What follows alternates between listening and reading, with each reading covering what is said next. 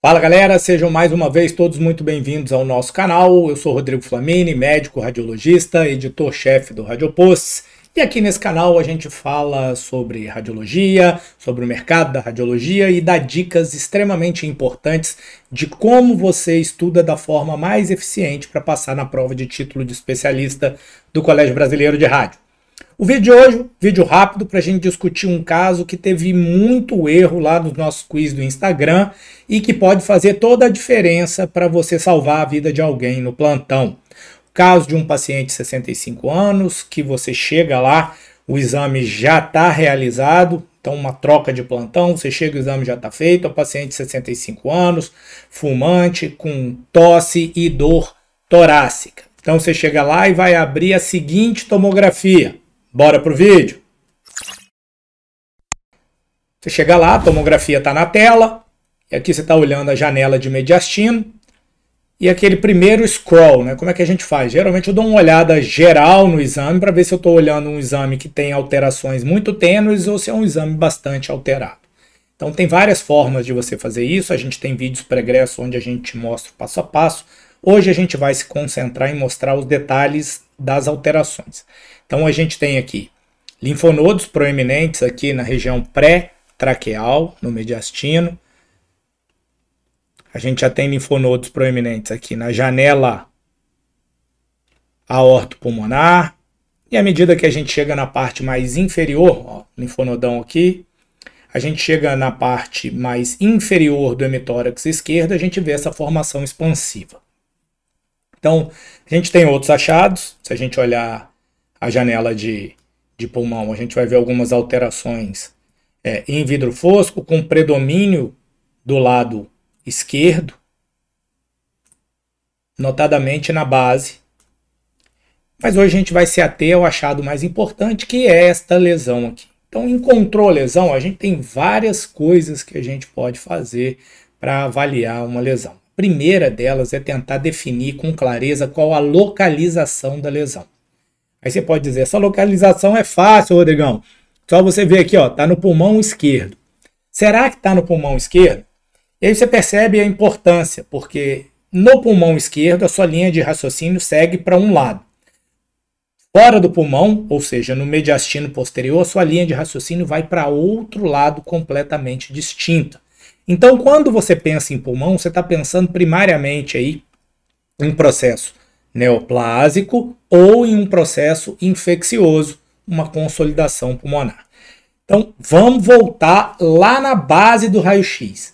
Para eu garantir que uma lesão é pulmonar, eu preciso ver um brônquio entrando na lesão. Se a lesão engloba o brônquio, ela tem que estar no pulmão, por definição. E aí, a primeira coisa que chama a atenção é que os brônquios, eles passam perifericamente a lesão. Então, você vai lembrar lá, o pulmão esquerdo, ele tem basicamente dois lobos. Você deu aqui o brônquio do lobo superior, o brônquio lingular e aqui o brônquio do lobo inferior, que vai se dividir em 4 segmentos. Nenhum desses brônquios passa dentro da lesão. Esse é o primeiro sinal de alerta. Uma outra forma que pode te ajudar é analisar os ângulos. Então aqui eu tenho um ângulo praticamente obtuso, aqui eu tenho um ângulo obtuso entre a pleura e a lesão. Ângulos obtusos, eles tendem a nos apontar para lesões que estão fora do pulmão, em detrimento de lesões que estão no pulmão encostadas ou na pleura mediastinal ou na pleura costal. Então eu tenho alguns sinais aqui para me fazer pensar que essa lesão está fora do pulmão. Se você pensar na lesão pulmonar, você vai descrever isso como uma massa pulmonar com linfonodos suspeitos. Ó.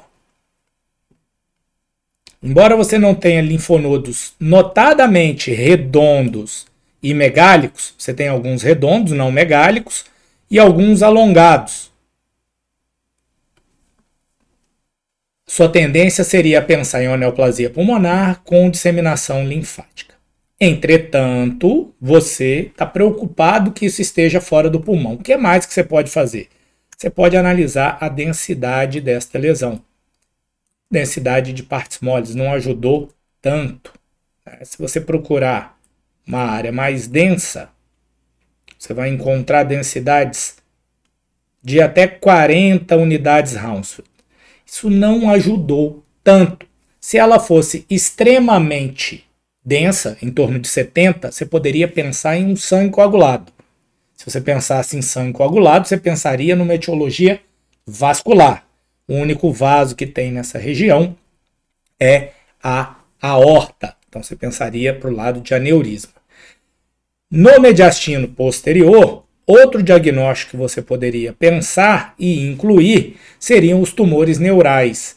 E os tumores neurais, você precisaria ter uma relação da lesão com os neuroforames ou com a cadeia simpática, que também não parece ser o caso. A maior relação desta lesão é com a aorta. Não tem relato de hemoptise, então você fica pensando, como é que eu vou resolver esse problema? Se o paciente está instável hemodinamicamente, você vai pensar em etiologia vascular. Como você não viu o brônquio passando dentro da lesão, você não pode garantir que é pulmonar. E não parece ser uma lesão neoplásica neural, porque não mantém contato com o neuroforame e também não mantém contato aqui com a cadeia parasimpática. Então, pensando nisso, o que é que você pode fazer? Primeiro, você vai descrever a lesão. Isso faz parte do aprendizado do médico radiologista. Então você vai descrever uma formação expansiva localizada aparentemente no mediastino posterior, mantendo amplo contato com a parede posterolateral da aorta, medindo tanto por tantos centímetros, indeterminada etiologia vascular, lesão pulmonar, e aí dentro de lesão pulmonar seria quadro infeccioso ou neoplásico, fecha parênteses, interroga. Liga lá para o doutor, está internado ou está na urgência, liga lá para o colega que está atendendo. O colega está atendendo o paciente, vai dizer, o paciente está instável, o paciente está com hemoptóicos. E agora, doutor, o que você vai fazer? É isso aí, se você respondeu injetar contraste, você acabou de salvar a vida do paciente. Se você estava pensando que foi o grande erro em neoplasia pulmonar, você poderia eventualmente sugerir que se biopsiasse isso percutâneo.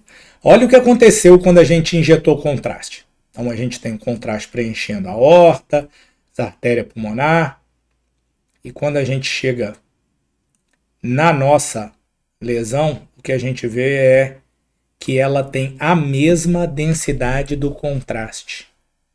Então, a gente está olhando para um aneurisma de aorta sacular que rompeu e está contido ainda aqui no mediastino. Aí você vê que no intervalo dos exames a gente já fez um derrame pleural. Quando a gente olha, aquele vidro fosco todo foi virando uma consolidação. Então aqui a gente já vê até um sinal do broncograma aéreo. Tem um vídeo só para esse aí no canal.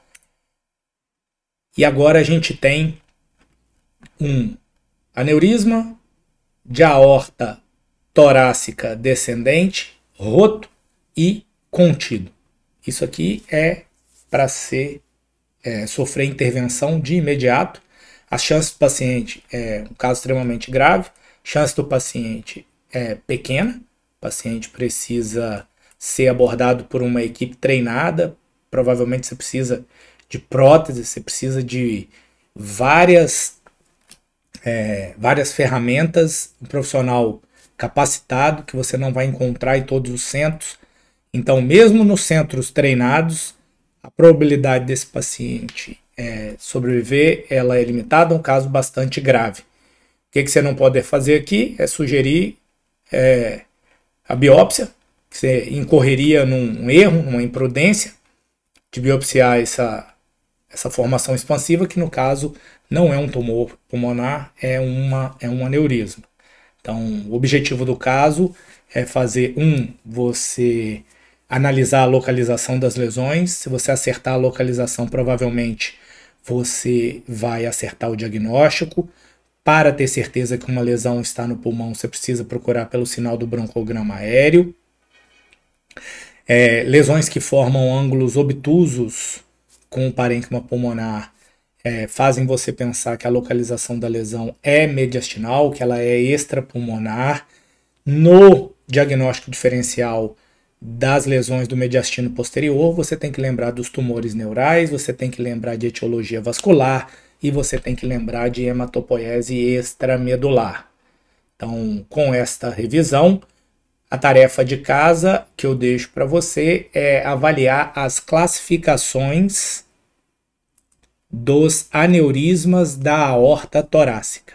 Você vai encontrar a classificação de DeBakey, vai encontrar a classificação de Stanford. Se você gostar de estudar, você deixa aqui embaixo um comentário sobre como que essa classificação caracteriza os aneurismas, levando-se em consideração a aorta ascendente, crosta da aorta e a aorta descendente. Espero que você tenha gostado do vídeo. As informações estão alteradas para que ninguém reconheça o paciente. Fica a dica mais importante: se você tem algum aneurisma descrito no seu relatório, esse não é o local para você se autoconduzir. Pegue o seu exame, leve ao médico que o solicitou para que você possa ser atendido por um profissional capacitado para que ele tome a decisão junto com você da melhor forma de você ser tratado. A gente se vê no próximo vídeo.